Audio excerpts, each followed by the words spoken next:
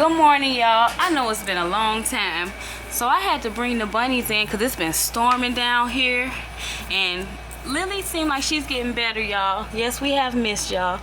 This is us from Black Bunny Inc. And I'm gonna bring her out, but I'm hitting y'all up today to see, do bunnies get hiccups? Hold on.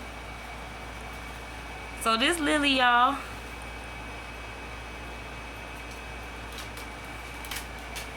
we still dealing with her tilt, but it's getting better.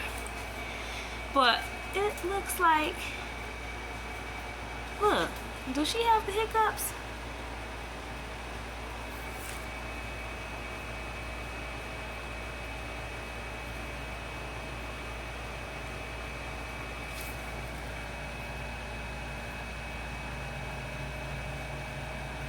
Y'all let me know. But we back, so yeah, y'all see it's getting better. So what I've been doing with her is massaging her neck a few times a day and rotating her ears, and then me bringing her in the house and just letting her move around. It seems like it's been helping a lot too. They've been in the house for about 2 weeks or so now, just because of the weather.